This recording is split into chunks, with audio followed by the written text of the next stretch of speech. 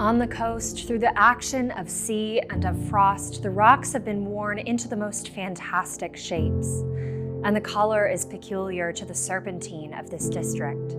The whole coast has a dark and tragic character. William Trost Richards.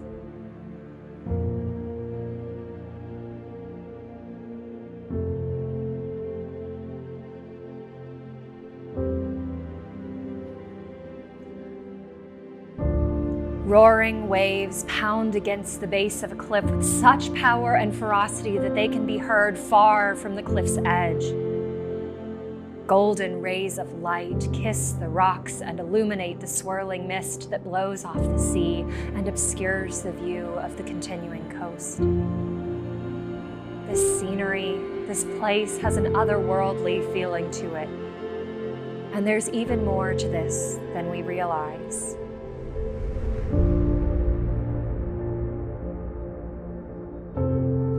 I love Cornwall, and I don't mean that in a passive, oh yeah, it's a cool place kind of way. I mean, I love Cornwall, like obsessed.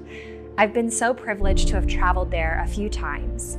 When I first saw this piece, before even learning the title, I said, gosh, that looks just like Cornwall. And I knew, because it has a magic to it, one with which the artist has managed to capture and enchant this piece. And these cliffs are burned into my mind because they too are unique and magical. But that mystique is not without its darkness. The roar is hypnotizing. The sea draws you towards the cliff's edge with this inescapable pull that you simply can't or don't want to fight. The wind-blown scenery of the land is peaceful and serene, and you look out at the sea and suddenly you stop. You've drifted to the edge. You look down the cliff face and watch those waves battering against the rocks, and there seems to be nothing in this world that can rival the power with which they pound, and yet that force continues to pull, as if something is calling you from just below the surface of the water. But what is it? A dark and tragic character is right, and Richards has perfectly captured this liminal moment, this place where the storybook scenery of the land drops off and meets the brutal waves. This 1884 oil-on canvas, simply titled Coast of Cornwall by William Trost Richards, captures this complex moment where sea meets shore. In this seascape, there are no people, no ships, no record of time to detract from this moment. Richards sought to share the magic of the meeting of sea and shore with the world through his paintings. He painted seascapes of many countries, including the US, and his works are cherished across the world.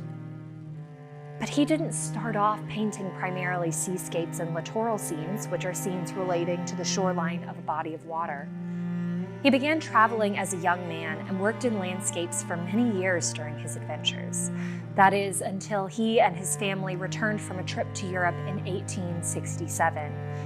On the final leg of their journey, while traveling on board the sidewheel steamer Fulton, they encountered a storm and nearly floundered. Richards and his family experienced the dark and tragic character of the sea. They felt its unyielding power firsthand, and luckily the ship and its passengers escaped unscathed. In that moment, William Trost Richards faced a beautiful yet harrowing power that changed him forever. It changed his work, his subject matter, and enhanced it, sparking that obsession with the water. The curl of the breaking wave in the foreground is illuminated and given life by the golden glow seemingly radiating from within. But then just as quickly as our eye is drawn to that illumination, as quickly as a wave breaks against the shore, our eyes are then drawn along the crest of the wave, off the canvas, into the dark and foreboding sea. The way that Richards painted this scene is perfect, almost too perfect. Not in a false or idealized way, but in the way that you see something with your own eyes that perhaps can't translate through a photograph. He was obsessed with using paint to portray truth, but also something so much more.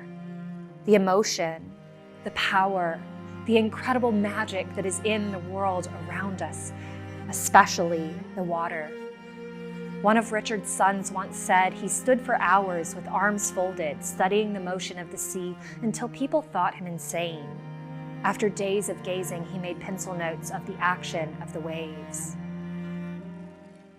Was it the duality of the sea that enthralled Richards and so many others?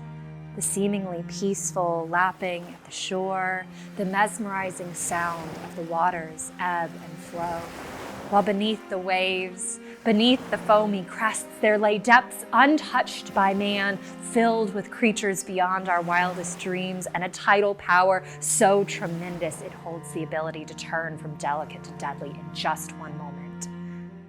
The realism, near hyperrealism, with which Richards has depicted this moment harkens back to that pull, that inexplicable force. You see, we're connected through this work, you, me, and Richards. We've felt that magical allure of the water. Our life experiences shape the way we see not just the world, but art. Yes, this work is of the Cornish Coast, and Richards and I share a love of these cliffs and these waves, as many others have felt before us and will feel long after us. And our travels, our life experiences have led us to a fascination with this region. But as much as I love Cornwall, this magic is not unique to it, but rather to this place. Any place where sea meets shore. And this work, too, is not exclusive to those who have been to Cornwall. That golden glow just below the surface of the water, the foam that bubbles away on the rocks of the coast, are all imbued with that force that seems to pull us. It's universal, it's real, and we can all feel it. We as humans are drawn to the water, and through that pull, we are connected.